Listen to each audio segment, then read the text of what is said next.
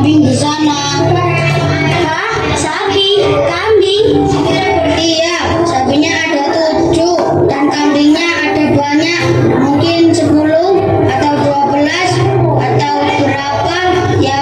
Ya, pokoknya ayo kita ke sana. Yo ayo, tapi kita ajak si Kia yuk, biar tambah ramai. Ayo kita ke rumahnya. Hafid dan Bulan pun berjalan menuju rumah Kia.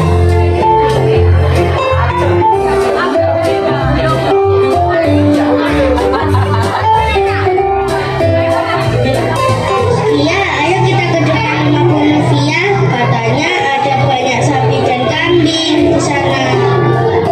Sapi dan kambing. Aku juga sering lihat sapi dan kambing.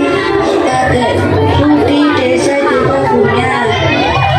Tapi katamu sapi dan kambing kakekmu masih kecil-kecil. Di depan rumah Bu Novia itu sapinya gendut-gendut, kambingnya juga besar-besar. Ada yang tingginya sekamu loh. Iya, sapinya juga gendut loh. Ayo kita ke sana. Nanti di sana pasti sudah banyak anak-anak yang berkumpul melihat sapi dan kambing.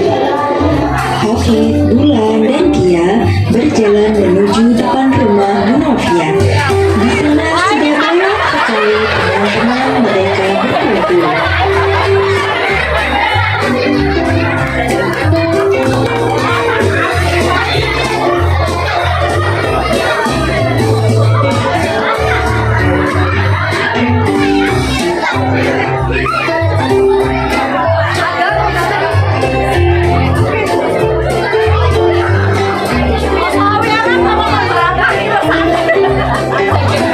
Anak-anak, jangan terlalu dekat melihat sapi dan kambingnya. Mereka bisa mengamuk kalau merasa terganggu. Ih, ngeri. Ayo sudah menjauh. Jangan terlalu dekat. Bisa-bisa diseruput pakai tanduk kambing. Terima kasih sudah mengingatkan teman-temanmu ya, Hafid. Iya, Bu Novia, sama-sama. Tapi kenapa semua sapi dan kambing ini ada di depan rumah Bu Novia? Oh, sapi dan kambing ini adalah hewan yang dikurbankan di hari raya Idul Adha nanti. Tinggal 3 hari lagi, Tidak terasa, Idul Adha sudah datang lagi ya. Bu Novia, tapi kenapa hewan yang dikurbankan hanya sapi dan kambingku? Kalian mau tahu awal mula cerita ibadah kurban? Nah, mari duduk di teras rumah ibu. Ibu akan menceritakan. Panggil juga teman-teman kalian kemari. Bulan memanggil teman-teman lainnya dan mereka pun duduk mendengarkan cerita Bu Novia. Alkisah hiduplah sepasang suami istri bernama Siti Hajar dan Nabi Ibrahim. Mereka mempunyai seorang putra bernama Nabi Ismail. Suatu malam, Nabi Ibrahim bermimpi dalam tidurnya. Seorang malaikat mendatanginya dan dengan perintah Allah menyuruhnya untuk menyembelih putranya. 3 kali Nabi Ibrahim bermimpi hal yang sama. Awalnya Nabi Ibrahim sangat sedih menerima mimpi itu. Namun mimpi seorang nabi merupakan salah satu dari cara Allah menurunkan wahyu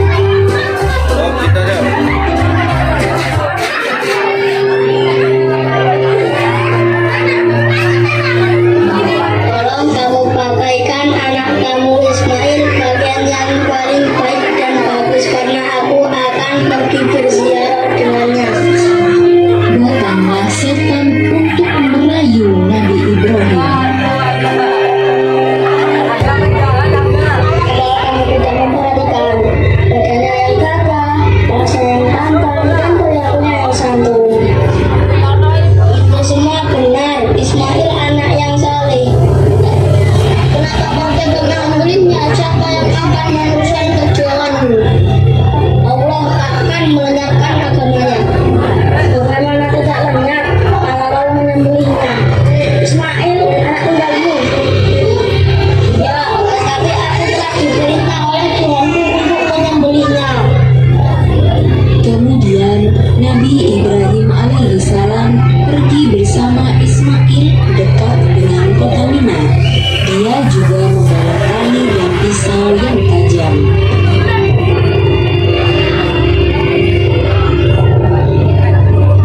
Semoga keselamatan selalu menyertai wahai suami dan anakku.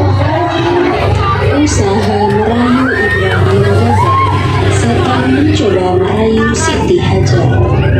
Bagaimana boleh kamu hanya duduk-duduk saja? Sedangkan Ibrahim pergi dengan anak kamu dan hendak menyembelih anak kamu. Jangan berdusta. Aku tahu seorang ayah tidak akan sanggup menyembelih anaknya sendiri. Suami kamu membawa pergi anak kamu sambil membawa tali dan pisau. Dia menyuruhnya untuk itu.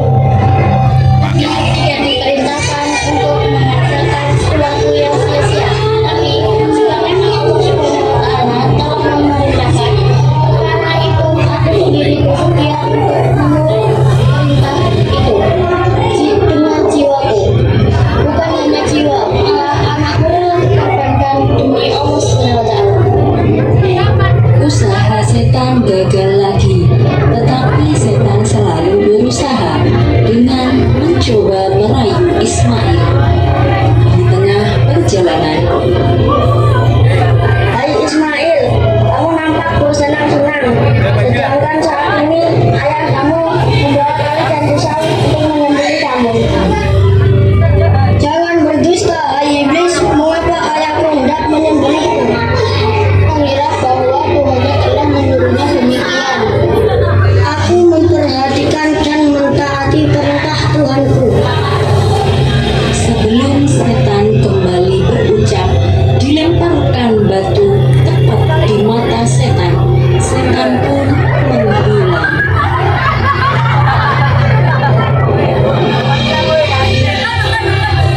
Hai anakku, sesungguhnya aku melihat dalam mimpi bahwa aku menyembelih kamu. Maka pikirkanlah apa pendapat kamu. Hai ayahku, kerjakanlah apa yang diperintahkan kepada kamu. Insya Allah, kamu akan mendapatiku termasuk orang-orang yang sabar. Bahagialah aku memiliki seorang putra yang taat kepada Allah, berbakti kepada orang tua, dan ikhlas menyerahkan dirinya untuk melaksanakan perintah Allah. Ibrahim pun memeluk Ismail lalu mengikatnya dan membaringkannya di lantai sambil memasak pisaunya agar matanya menetes. Agak lama ia melakukan itu, seakan-akan terjadi pertarungan batin antara ingin melaksanakan perintah Allah dengan kecintaannya kepada anaknya. Wahai ayahku, lepaskanlah ikatan tali di tangan dan kakiku agar Allah Subhanahu wa Ta'ala tidak menganggap aku sebagai orang yang terpaksa mentaati perintahnya. Kemudian letakkan pisau itu di leherku agar malaikat tahu bahwa putra Ibrahim alaihissalam telah mentaati perintah Allah Subhanahu wa Ta'ala dengan ikhtiar.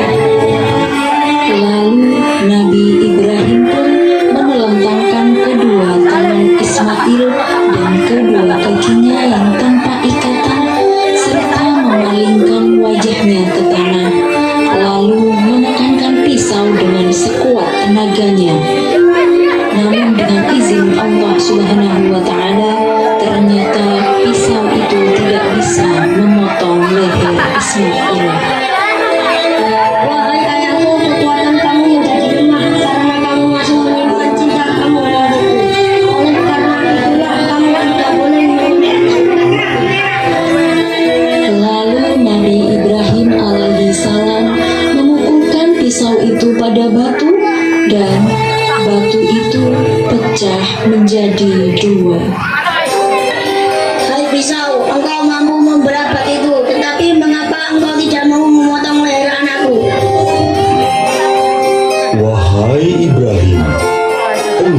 telah berhasil melaksanakan mimpimu. Demikianlah kami membalas orang-orang yang berbuat kebajikan. Sembelihlah kambing, sebagai ganti engkau menyembelih anakmu. Sesungguhnya Allah sudah menerima ketaatanmu. Pahala dan kebaikan akan senantiasa menyertaimu. La ilaha illallah, Allahu Akbar, Allahu Akbar, walillahil hamd. Tiba-tiba malaikat Jibril mengangkat Ismail alaihi salam dan menggantikannya dengan seekor kambing yang sangat besar dan gemuk.